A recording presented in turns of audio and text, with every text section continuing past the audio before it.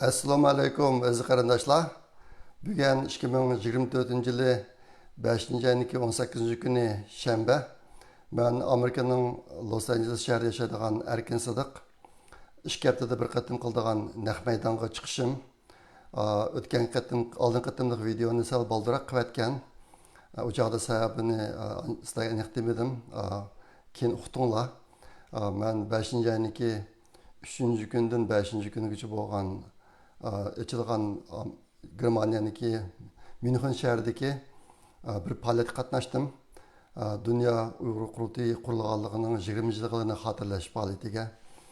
Bu fəaliyyət haqqında ehtimal köp uçurlarga ega boldunglar. Xəbər qılındı. Məyli Dünya Uyğur Qurultayınınki televizorisi bolsun yoki başqaniki bolsun, xəbər qılındı. Aşta boğaşqa bək köp toxtalmayman. Bu fəaliyyət yaxşı boldu. Bu fəaliyyətninki bir qancha qismi bor bo'ldi. Uning birisi shu xotirlash, Dünya Uyghur Qurultayiniki qurulganligini 20 yilini xotirlash. Shu 20 yil mobaynida besib o'tgan musofalarni biroq aslab o'tdik bu yerda video orqali. Ondan keyin ochmancha konsert ko'rsatishmi bo'ldi. Bu qadimgi faoliyatdagi yana bir muhim mazmun bir qism mutaxassislarni taklif qilib, ularni maxsus temada doklad berishga o'rlashtirish ishi bo'ldi. Ko'ngildek bu qitimqi faoliyatga kelgan yoki faoliyat jarayonida video orqali bo'lamdi yoki bevosita qatnashish bo'lamdi. Ashta so'zlab bergan kishilarniki soni burunqidan ko'p chet ellik arboblar. Ondan keyin temalarniki sifati burunqilardan taxmin yuqori. Ashunday bir kayfiyat ichida bo'ldi bu faoliyat. Hammalarni bak xoş qildi. Men uchun eng ahamiyati zo'r bo'lgan ikki tema bo'ldi bu yerda. Uniki birisi doktor Michael Van Walt, Kanadadan kelgan kishi. Bu kishi Sharqiy Turkistonniki hozir bir besilingan zamin ekanligi, Xitoyniki mustamlikasiga aylangan bir zamin ekanligi, ondan keyin shu yerlik millatlar, mustamlika qilingan millatlar ichida Uyg'urlarniki o'z taqdirini o'zi belgilash huquqiga ega ekanligi xalqaro qonun jihatdan aytgan chog'da mushiyata bir doklad berdi. Ondan keyin Tibet surgundi hukumatining sobiq prezidenti doktor Lobsang Sangay apandim surgundi hukumat qanday bo'lishi kerak, Tibet surgundi hukumati haqida degan temada so'zlab berdi. Men o qismga yetakchilik qildim. Bu ikki kishiniki nutqi nayti muhim. Ashta boğaşqa men barliq qolgan videolarning ichidan ikkisini kesib olib, o'zimniki YouTube'ga ayrim qo'yib qo'ydim bu ikkisini. Inglizcha biladigan qarindoshlar shu yerda ko'p asana bo'ladi. Hozirgacha ko'p odamlar ko'rdi. Masalan, bu doktor Lobsang Sangayniki videosini ko'rganlar 4000 dan eshib bo'ldi hozir. Yana birisiniki 1000 dan jiq odamlar ko'rib bo'ldi. Ko'p asana bo'ladi. Bu bundaq temalarning o'tirib chiqishi hozir xalqaro mashunaq muzokaralarning bo'lishi bo'libmi, Uyg'ur davlatining, Uyg'ur millatining xalqaro qonundagi o'rni, salohiyati haqidagi temalarning o'tirib chiqishi biz uchun intayin muhim. Shuningdek bu qatimqi yig'indagi nihoyatda muhim bo'lgan ishlarniki birisi mush bo'ldi endi. Ondan keyin bu qatimqi faoliyatniki yana bir alohidaligi München şəhərindəki Uyğur qarindoshlar aylab tayyorlik qilib, biz bo'lgan vaqtda kecha kunduz ishlab bo'lgan mehmonlarni intayin yaxshi kutib oldi. Endi 300 dan ko'p, 350 tak odamlarni kutib olish oson emas. Biz hammamiz mehmon chaqirib qoqqan. Ashta bo'g'ashqa obdan bo'lamiz. Shu 3 kunlik faoliyat jarayonida shu sirtdan kelgan mehmonlarni intayin yaxshi kutib oldi bu qarindoshlar. Bak ko'p jafo chekdi. Men sirtdan kelgan shu barliq qarindoshlarga vakolatan ularga chin ko'nglimdan rahmat aytaman. Albatta bu yerda qancha rahmat aytsaqmi ozliq qiladi. Endi hozircha jiroqda turib bundan boshqa ish qilib bo'lmay ekan endi shunga bir rahmat aytib qo'ydim. Endi bu yuqoridagisi birinchi tema bo'lgan so'zlardan bo'lgan jami 5 tema bor. Ikkinchi tema xabarlarda bor, yaqinda bir inglizcha maqola o'tirib chiqdi. Dünya Uyghur Qurultayıniki rəhbəri Dolqun Eysa və Uyghur Kişilik Hüquq Quruluşuniki rəhbəri Nuri Türkel haqida bir maqola chiqdi. Bu maqola nihoyatda ko'p kishilarni parishon qildi. Bir qism kishilarni xushal qildi. Men shu parishon bo'lgan kishilar qatorida mana shuni oldingi bir necha kun ichida dam ishlarim yaxshi emas. Nihoyatda ko'ngil g'ash ashta bir ahvolda o'tyapmiz. Dünya Uyghur Qurultayı'niki bugungi holatga kelishi osonga to'xtamagan. Biz Dünya Uyghur Qurultayı qurganligining 20 yilligini tabriklab bir to'y qilib uyga qaytib kelsak, maash yuz berdi. Men Dolqun Aysa inimizni tunug'ili 36 yil bo'ldi hozir. 1987-yili men Yaponiyada o'qiyotgan vaqtimda, men Yaponiyaga 85-yil o'qishga chiqqan.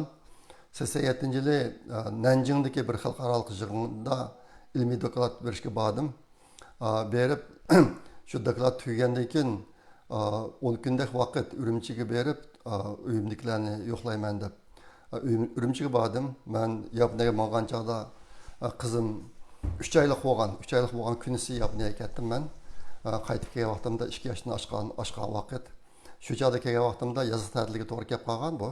Shu chog'da Dolqunlar Xinjiang universitetida bir qism aktiv o'quvchilarni tashkillab yozuv ta'tilidan foydalanib bizning vatandagi ma'rif ahvollarini tekshirish ishlariga urlashtirib o'tibdi ekan.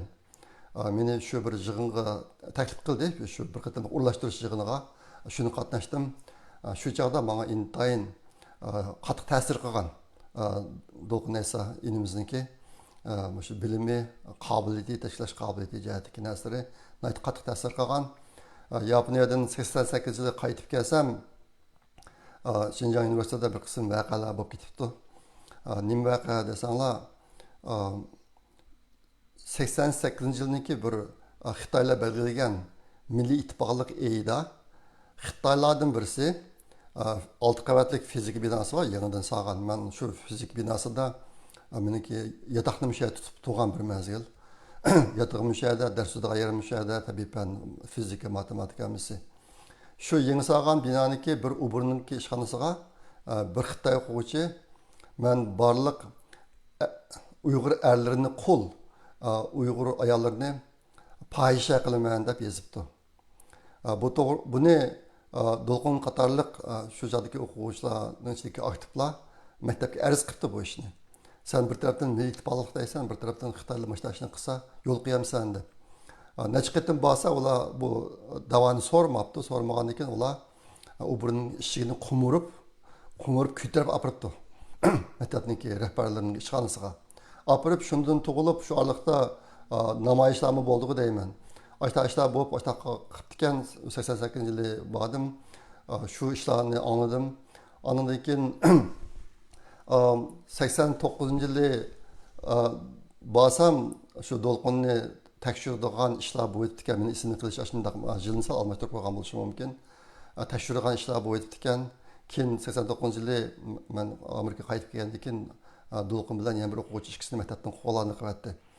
Dolqun shu fizika fakultetining o'quvchisi, men o'qigan fakultet, fizik fakultetida ikki kasb bor. Birisi fizika, birisi elektr injenerligi. Men elektr injenerligida o'qigan. Dolqun Aysa inimiz mendan keyin kirgan maktabga. Ashta boshqa maktabda qo'llanib ketgan. Shundan tortib uniki Beijingda berib bir necha yil turishi, undan keyin Turkiyaga chiqishi, undan keyin Germaniyaga berishi butun jarayonida men izchil yaqin munosabat bog'lab saqlab keldim. Shunga Dolqunniki Uyg'ur millati, Uyg'urlarniki milliy davosi, milliy kurashi uchun qo'shgan to'hfasi, to'lagan badallaridan nihoyatda xabarim bor. Ashta boshqa bu qatim mushtaq bir nihoyatda muhim paytni tabriklaymiz deb bir cho'ng faoliyatni qilib, nihoyatda muvaffaqiyatli bir faoliyatni qilib qaytib kelgan vaqtimizda bu maqolaning chiqishi hammamizni intayin bearam qildi. Shaxsan mening shundoq yaqinqi bir haftadak vaqtning mobaynida menda xushallik yo'q. Endi Dünya Uyghur Qurultayı bir tarafdan Uyg'urlarning tashkiloti. Buni hammamiz bilamiz. Yana bir tarafdan xalqaro tashkilot. Shunga bu yaqinda yuz bergan ahvolni bir taraf qilishda ikki tarafni tang o'ylash kerak. Birisi Uyg'urlarni o'ylash kerak. Bu Dünya Uyghur Qurultayida ichida vazifetayotgan, aktiv vazifetayotgan yoki uni qo'llayotgan, hamkorlashayotgan tashkilotlar qatorlarni o'ylash kerak. Endi bir qism dunyo Uyg'ur qulluqi dushmanlik qilganlar bor, ular hozir to'y o'ynadi xo'shal bo'lib degandek. U bizning temamning ichida to'xtamayman men. Yana birisi xalqaro munosabat. Dünya Uyg'ur qulluqi nurg'un xalqaro tashkilot, BDT, nurg'un davlatlarning a'lolari, hukumatlari bilan munosabat o'rnatgan. Ashta bu boshqa bu ishda Dünya Uyg'ur qulluqi Uyg'ur xalqiga yuzlanmas bo'lmaydi. Ondan keyin xalqaro yuzlanmas bo'lmaydi. Buni to'g'ri bir taraf qilish intayin muhim. Hozir bu jihatda Dünya Uyg'ur qulluqi jiddiy tadbirlarni olyotidi. Bu to'g'riliq buningdagi anglaysizlar tafsilotini. Yaqinda bu ish Dolqun Aysa inimiz o'zi bir bayonot e'lon qildi. Dünya Uyg'ur qulluqi bir bayonot e'lon qildi. Bundan keyin Dünya Uyg'ur qulluqi sizlarga yana bu vaqtda nima ishlarni qilayotganligi to'g'riliq tushuncha beradi. Men bugun bu ish to'g'riliq buni ko'p to'xtalmayman. Faqatlam men Dolqun Aysa inimizniki hozir qadar Uyg'ur davosi, Uyg'ur milliy kurashiga qo'shgan to'pisi, to'lagan bedellarini qattiq e'tirof qilaman. Mening chunqur hurmatim bor. Bundan keyin Dolqun inimiz bilan davomli birga turman bu narsani deb qo'ymoqchi. Endi bugungi deydigan 3-chi xabar Uyg'ur Project fondining xabari bu. Bu qatimki shu Germaniyadagi palat bilan munosabatlik mush palatga berib qatnashish jarayonimda O'rta Osiyodan bir qarindoshimiz, Belgiyadan bir qarindoshimiz, ondan keyin Avstraliyadan bir qarindoshimiz Uyg'ur Project fondiga biroz naqd pul iyon qildi. Men mush fursatdan foydalanib ularga ko'pdan ko'p rahmat aytaman. Yaqinda Yevropadagi yana bir qarindoshimiz PayPal orqali Uyg'ur Project fondiga pul iyon qildi. U qarindoshimizga rahmat aytaman. Ondan keyin bugun deb qo'yadigan yana bir muhim ish, men o'tganki oldingi qatimliq videoda Turkiyadagi bir 17 bolasi bor Uyg'ur yaslisiniki ahvolini degan. Bu 17 bolaniki tang yermidagi yetim bolalar, qolganlarning dadasi yo'q, dadasi vatanga berib yo'qolib ketgan degandek yoki o'lib ketgan degandek ashtax bolalar. Bu 17 bolani o'qitayotgan 3 singlimiz, ularning har birisining uyida shunday og'ir fojialar bor. Yo'ldoshi tuyab ketgan, yer tuyab ketgan yoki vatanga berib yo'qolib ketgan, vatanga berib lagerga kirib ketgan degandek. Bu 3 singlimiz 17 bolani o'qitib kelyotdi. O'tgan haftada men sizlarga bir chaqiriq qilgan. Endi chaqiriq qilishimdagi sabab uni bu joyda demadim, meni bu qatam deb qo'yay. Bizniki bu yil iyon to'plash, Uyg'ur Project fondiga iyon to'plash ishimizniki natijasi oldingi yillardagidan nachar bo'lib qoldi. Ashlar boshqa bizga yig'ilgan pul bizniki muqim chiqimimizni to'layolmaydigan bir ahvol bo'lib qoldik. Ahvolga duch keldik biz. Ashlar boshqa bir qism proyektlarni qisqartmasak bo'lmaydi. Endi o'tganda demagan narsam nima desanglar, mushu yasliga biz yordam qilib kelayotgan 2-3 yil bo'ldi hozir. Shuni to'xtatishni qaror qilgan ishga jihatdan. Ashlar boshqa nihoyat yurak echishgan holatda buni butlay to'xtatsak bular qanday qiladi deb andisha bilan sizlarga ashlar yordam qilishni degandim. Sizlarga rasmlarni ko'rsatib qo'yay, bularniki o'tgan ko'rsatib qo'ygandim. Degandim, buniki bu mening chaqiriqimga ovoz qo'shish ishi nihoyat yaxshi bo'ldi. Hozir qadar 4 ya 5 odam mana endi ko'rsatib qo'yay. 5 odam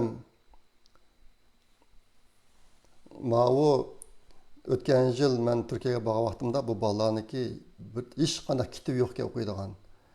Keyin qaytib kelib shu Los Anjelesda yashaydigan Bug'ra inimizga dedim ahvollarni. Degandan keyin bu Bug'ra inimiz Turkiyadagi bir Uyg'ur kitobxonasiga pul o'tib, har bir bolaga 5 ta kitob yetkazib berdi. Yasladiki, mana shu kitobni yetkazib bergandan keyingi ko'rinishlar ma'u. Ondan keyin biz bir televizorni yapardik bularga, burun televizor yo'q ekandik. Yamir yasliga bir proyektda yapardik.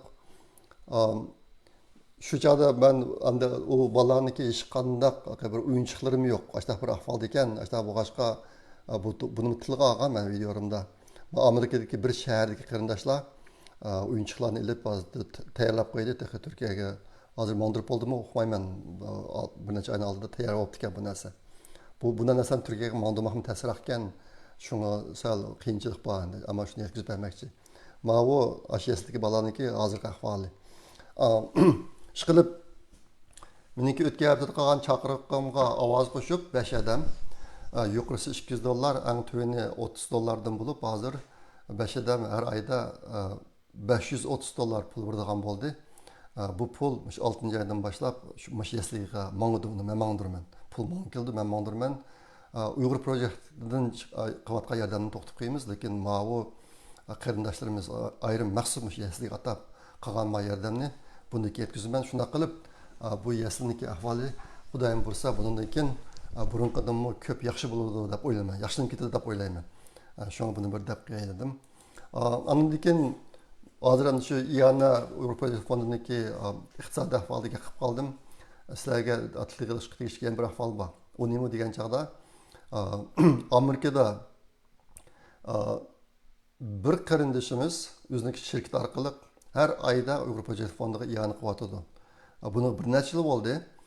Uning yandash yana 1-2 qarindoshimiz arlab yordam qilib qilyotdi shirkat orqali. Şirketi orqali qilgandagi foydasi nima desanglar, Amerikadagi bir qism shirkatlar agar siz $100 iyana qilsangiz bizga shirkatda $100 qo'shib turdi endi. Ashta boshqa pul birasa ko'p kirdi bizga. Kirimsiz tashkilotlarga ashta qildi, bizning ashta salohiyatimiz bor. Shunga bir inimiz har oyda o'tgan yil har oyda ma'lum miqdorda pul berib, yiliga $9600 dak pul berdi, o'zini yendan chiqarib. Bu pul birasi bo'lib $19000 yaqin bo'lib kirdi.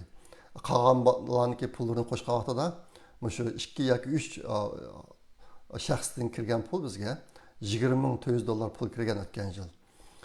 Bu qarindoshlarimiz mushlar iyana qilishni davomlashtiryapti. Bu yil hozirga qadar, hozir 5-oy bizga kirgan pul $7200 dan oshadi. Buni mutlaq qilib qo'yay.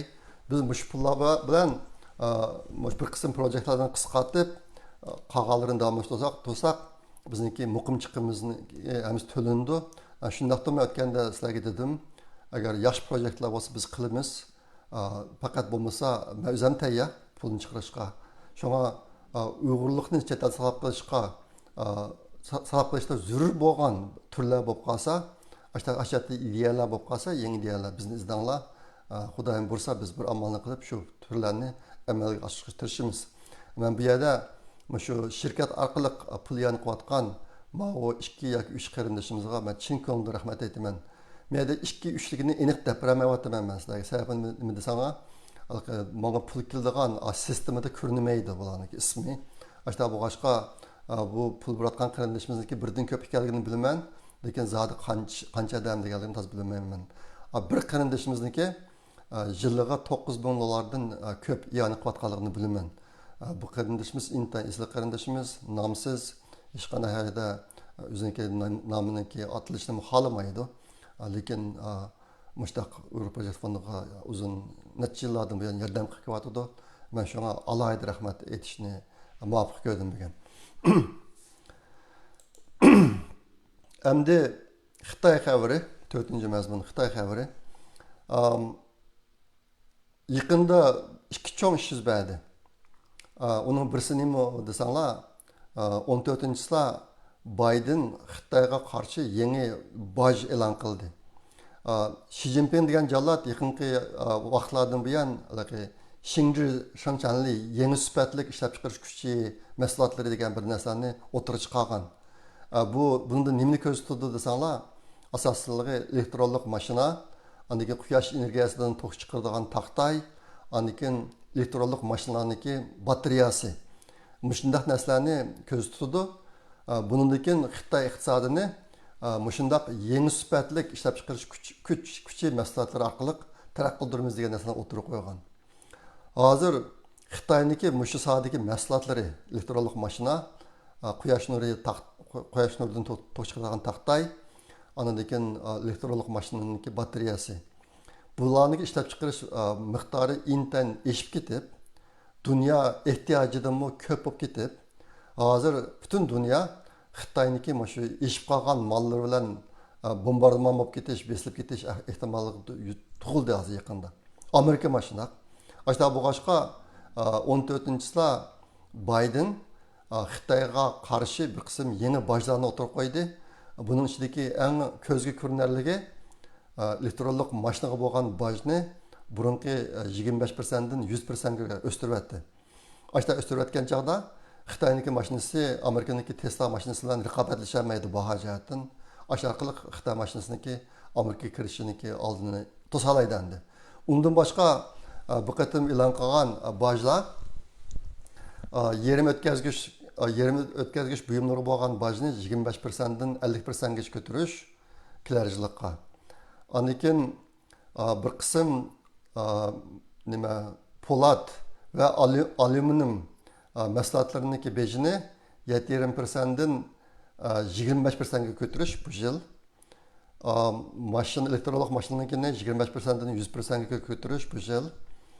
Anikin mashina batareyasi va boshqa bir qism halqiliq materiallarni bejini 7,5%dan 25%ga ko'tarish bu yil bo'ldi ekan. Anikin quyosh nuridan to'sh chiqaradigan taqtaylarning bejini 25%dan 50%ga ko'tardi ekan bu yil. Andan keyin bu dengizda kelgan, partga kelgan mallarni tushiradigan crane deydi, crane tushiradigan mashinalarni, cho'ng mashinalar. Ularniki burun bajamay ekandik, uningga 25% boj qo'shildi ekan bu yil. Andan keyin shu doktorlik sohasidagi rezinga buyumlar, masalan, palay, rezinga palay qatorliq narsalarning bejini 7,5%dan 25%ga o'stirdi ekan 2026-yili. Mushu narsani e'lon qildi 14-sida. Nima uchun 14-sida e'lon qildi desanglar, 15-sida Putin Xitoyga ziyoratga keldi Beijingga.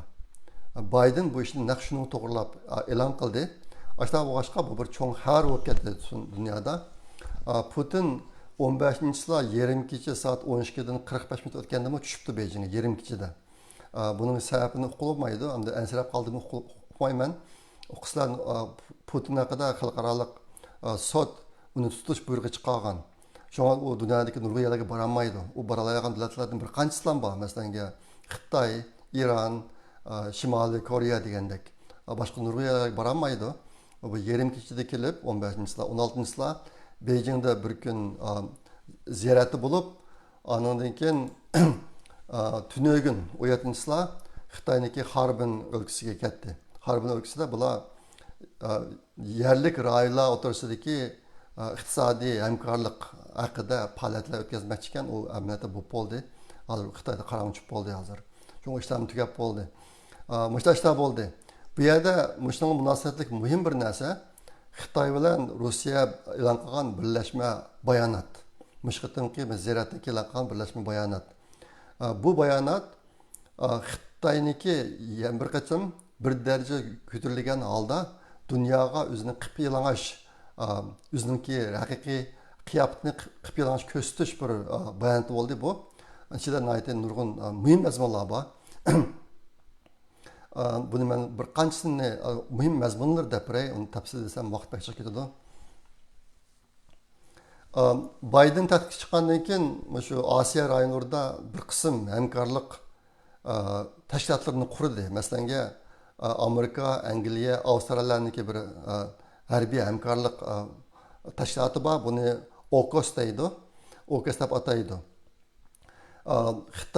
Bu qatim Xitoylar Rossiya chiqargan bayonotda mushu hamkorlik tashkilotini razil tashkilotlar deb atadi bu.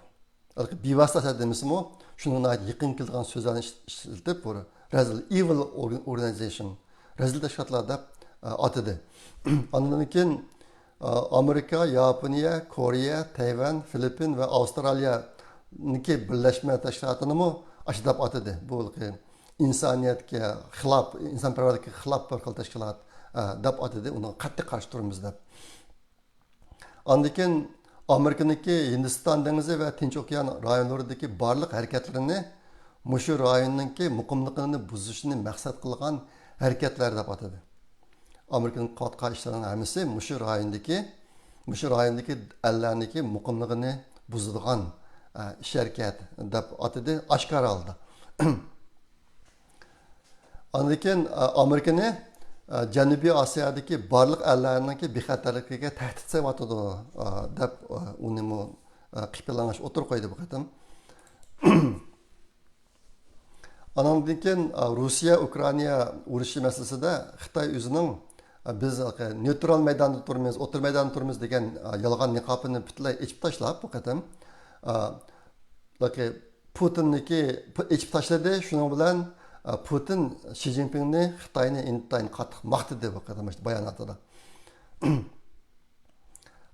Rossiyaning o'z zamin butunligini qo'g'dash huquqi borligini ta'kidlash orqali bu bayonotda Rossiyaning Ukrainaga qilgan tajovuzini haqliq qildi. Rossiyaniki o'z zamin butunligini qo'g'dash huquqi bor. Ashta degan narsani o'tirib qo'yish orqali Rossiyaniki Ukrainaga qilgan tajovuzchi urushini haqliq degan bir yakuni chiqardi. Andan keyin Xitoy yana davomli turda Putinni Rossiyani himoya qilganligi, ularga yordam qilganligini bildirdi. Xitoy Rossiya hamkorligining bir uzun tizimligini o'tirib qo'ydi. Qaysi sohalarda hamkorlik qilganligi haqida. Buning ichida tarixdan qolgan zamin jidilni qanday bartaraf qilganligimi bor. Xitoy bilan Rossiya o'tirisida zamin jidili bor. Ba'zi Xitoy analistlarniki deyishicha, hozirgi Rossiyaniki Sibiriya rayonidagi Rossiyaniki 3dan 1 qismi to'g'ri kelgan zamin asli burun Xitoyniki davatida bular. Ularning gapiga ishongan bo'lmaydi. Ish qilib jang zamin vaqtida Xitoyniki bir qism zaminni Rossiyaga berib o'tgan. Uniki nurg'un sabablar bor. Shaxsiy manfaatim bor buning ichida. Bu bir ayrim tema, bugun to'xtalmayman men. Xitoy bir yo'l bir balvoqni O'rta Osiyo va Afg'onistonga kengaytirganligini o'tirib qo'yibdi. Mush bayonotda ana shuning bilan birlikda Rossiya burun Xitoyga tava bo'lgan rayonlarga, masalan Shimoliy Koreyaga kengaytirganligi ma'lum bo'ldi bu qatamqi bayonotda. Bu ikkisi burunqi bilib olgan o'zininki ta'sir doirasidagi zaminlarni biroz bir-birisiga o'tnib birishdek ahvol yuz beribdi bu qatam. Andan keyin ikki davlat qarshi davlatdagi boyliqlarining bexatarligiga kafolat qiladi. Bu nima degan gap desanglar, bu qatam Rossiya Ukrainaga tajovuz qilgandan keyin Rossiyaniki Amerika va Yevropadagi nurg'unlagan ko'plagan boyliqlari to'ntildi. Shuning bilan Rossiya vaqtincha bo'lsa-mu shu mulkini olib qoldi. Va Xitoy bilan Rossiya deydi, biz bir-birimizni unda qilmaymiz.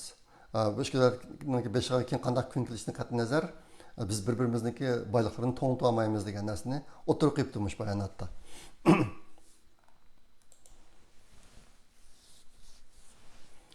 Gerçi bu qatamqi bayonotda oshkor o'tirib qo'ymagan bo'lsa-mu, burun Xitoy bilan Rossiya ikkisi bizniki hamkorligimizning üstünki cheki yo'q deb shon degan. Bu qatimki bayonotda bu narsa yana ilgari surilibdi. Üstünki cheki yo'q deb. Endi bu ishlar bo'lgandan keyin Amerikaniki bir hukumat amaldori bayonot berib, Xitoyning ham G'arb ham Rossiya bilan yaxshi munosabat saqlash xiyoli amalga oshmaydi deb ifoda bildiribdi. Bu yerdagi muhim nuqta nima desanglar, Amerikaniki ma'davatni quruq gap emas bu. Buni qilyotidi. Albatta men dedim Baydenniki 14-san nima qilganligini. Hozir endi o'tganda Blinken Xitoyga borgan chog'dimi degan, shu Ukraina Rossiya ishidagi masalalarni o'zinglar hal qilinglar. Sizlar hal qilmasangiz biz hal qilamiz degan narsani o'tirib qo'ygan. Amerika hozir bu jihatda nayti maydonni chingib, texnik qattiq tadbirlarni elishga tayyorlik qilyotidi. Buniki bir qancha ifodalarmi bor. Masalan, yaqinda kelar oyda Tayvanniki yangi prezidenti huquqiga chiqish bir cho'ng murosimi bo'ladi. Murosim bo'ladi.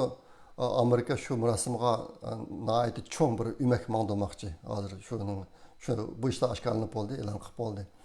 Andan keyin Amerika yana Tayvan bilan harbiy yanvar o'tkazmoqchi.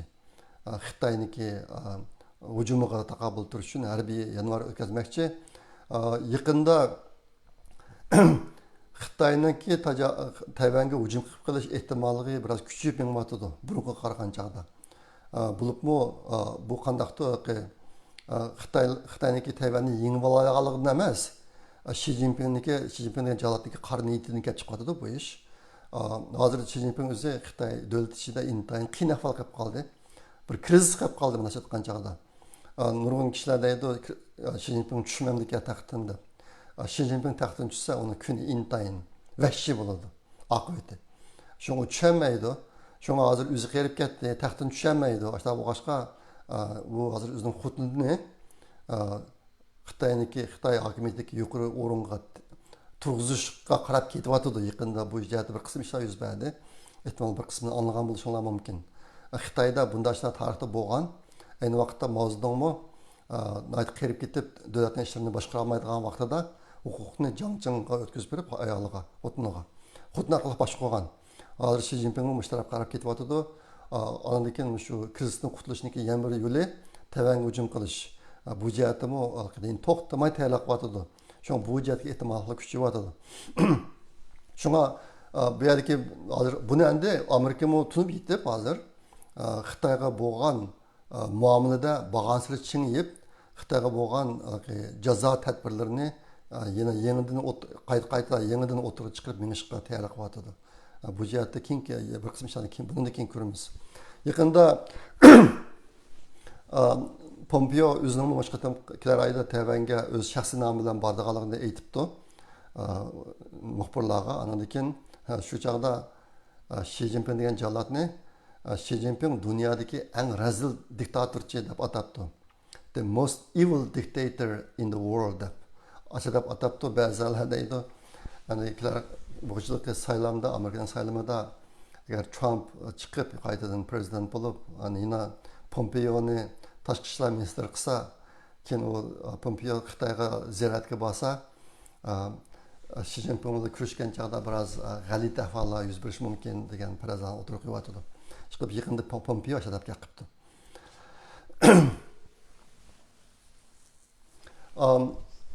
Mushu 2 kunning ichida chiqqan yana bir xabar, Xitoy hozir o'ziningki uy mulk bozorlarini o'ngshash jihatda bir yangi tadbirni o'tirib chiqaribdi. U nima desanglar, Xitoy hozir yerlik hukumatlarni shu setilmay turib to'xtab qolgan uylarni setib olishga yo'l qo'ydiganligini e'lon qildi. Bu endi buni uy mulk bozorini o'ngshash tadbiri deb o'tirib qo'yibdi. Lekin analistlarning deyishicha, bu tadbir bu uy mulk bozorini o'ngshamaslik mumkin. Aslidagi maqsadga yetolmasligi mumkin degan narsani o'tirib qo'yotdi.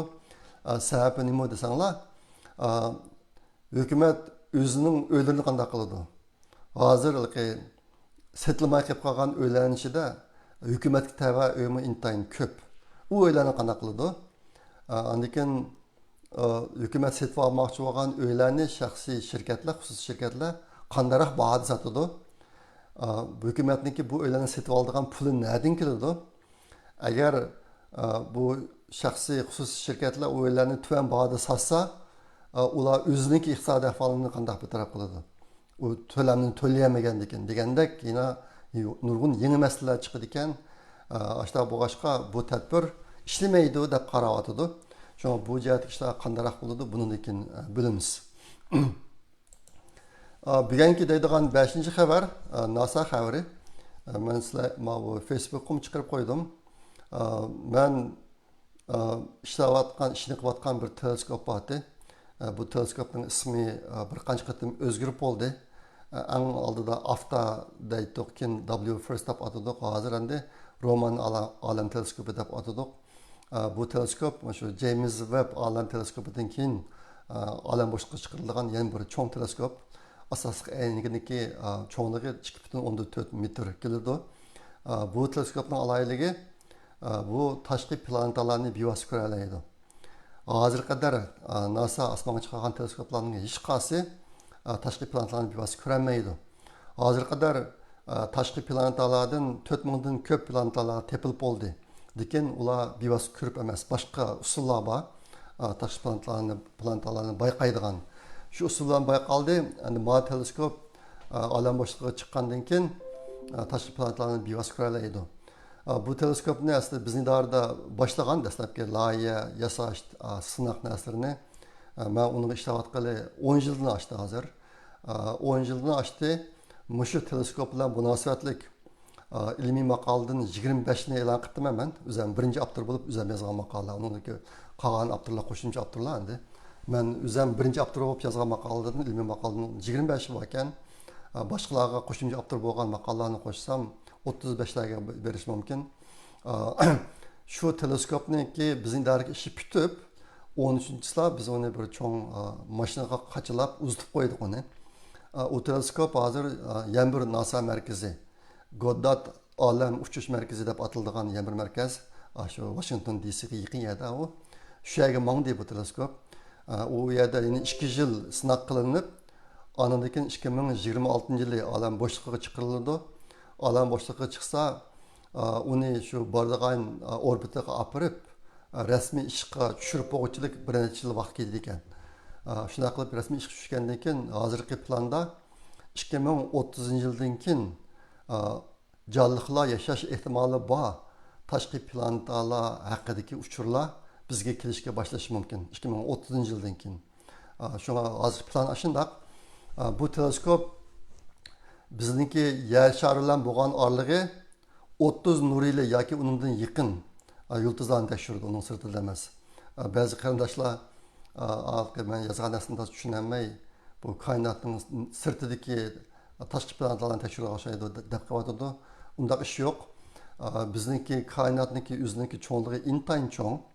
Bizningki biz yashayotgan shu koinotda hozir endi ko'p koinot farazlarim o'tirg'i chiqib bo'ldi. Ko'p koinot deganimiz biz yashayotgan koinotdami boshqa koinotlar bor degan faraz endi.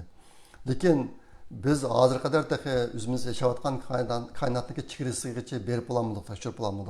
Shu uni qancha cho'nligini tekshirib bilmaymiz. Uning sirtidagilarni tekshirish imkoniyatimiz hozircha yo'q.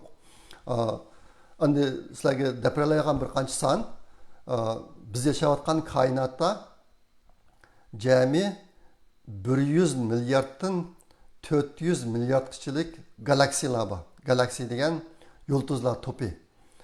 Ba'zi odamlar shu oldingi bir necha yil ichida bizning koinotdagi galaksiyalarniki soni 2 trilliondan oshishi mumkin degan farazni o'tirib qo'yadi. Bularni hech qanday jazmlanmaydi. Sal konservativ degan vaqtimizda 100 dan 400 milliardgacha galaksiyalar bor. Yulduzlar to'pi. Biz Samanyolu galaksiya degan galaksiyada turamiz, yulduzlar to'pida. Bizningki Quyosh shu topda, shu topning ichida biz turayotgan shu Samanyolu galaksiyaning ichida 200 milliard yulduz bor. 200 milliard yulduz bor. Bizning Quyosh shu 200 milliard yulduzniki birisi. Hozir bizning shu Quyosh bilan bo'lgan orlig'i 30 nur yili yoki undan yiqroq bo'lgan yulduzlarni tekshirmoqchi. Ma teleskop bilan. Shunga ma o'qimni biroz kalonlarga biroz tushunish bo'lsin deb da'vataman. Bizga eng yaqin yulduzniki biz bilan bo'lgan orlig'i 4,26 nur yili. Akşamüstü asman qarasanglar, nurg'un yulduzlarni ko'rsanglar, shularning ichidagi eng yaqini, bizga eng yaqinining biz bilan bo'lgan orlig'i 4,26 nur yili keladi. Yoki bizniki biz ko'rgan eng yosh nur 4 yilning oldidagi nur. Yoki biz ko'rgan eng yosh yulduz 4 yilning oldidagi yulduz demakchi. Ashta. Shunga 30 nur yili yoki undan yaqin bo'lgan yulduzlarni tekshirmoqchi. Shulardan anandakin jonliqlar yashash ehtimolligi bor bo'lgan planeta bormi yo'q. Shularni topmoqchi. Bu yerda bir cho'ng texnika bor. U yiroqdagi yulduzlarni yulduzlarga teleskop bilan qarasanglar, uni aylanib turayotgan planetalar, xuddi bizning Quyosh sistemamizda 8 planeta bor bizning Quyoshdan aylanadigan. Bu planetalarning hammasi shu yulduzniki nurning ichiga mukib olgandek ko'rinadi. Nimishqa desanglar, orlig'i bizdan 5 chiroq bo'lganligi uchun shu yulduzniki nurning ichiga mukib olgan bo'ladi, qolgan planetalar. Uni teleskopda ko'rolmaysizlar. U planetalar o'zidan nur chiqarmaydi. Faqat yulduzniki, ana yulduzning nurini qaytirdi. Ashta bo'lg'achqa planetani ko'rish uchun ana yulduzniki shu planeta bor yerdagi nurini yo'q qilib etish kerak. Biz uni teleskopdan ichida qilamiz. Qilib qorong'u rayon degan bir rayonni barpo qilib, shu qorong'u rayonga kirgan tashqi planetalarni teleskopda ko'ra olamiz. Shunga shu ishda shu qorong'u rayonni barpo qiladigan texnikada men bir mutaxassis. Meniki mana 10 necha yil qilib kelayotgan ishlarim shu sohada, men e'lon qilgan 25 parcha ilmiy maqolam shu sohada. Shunga mana bu munosabat bilan bu ishni sizlarga qisqacha deb dedim. Xudoyim bursa bundan keyin har qatimliq shu leksiyada NASA'niki eng yangiliklari haqida ozroqdan gapirman deb shuni planlayapman. Xudoyim bursa shuni qilib boraman. Amsa buludu bugungi so'zlaydiganim shunchalik bo'lsin. Bugun gapni rostini desam bek tas keldi. Nereden başlaşını bilmey, ma neç gündeki paraganchilik sababidan intayin tas keldi bugungi leksiyani tayyorlab sizlarga so'zlab berish. Kelar qatim ko'rish aman bo'linglar. Xayr xo'sh, Allohga omonat.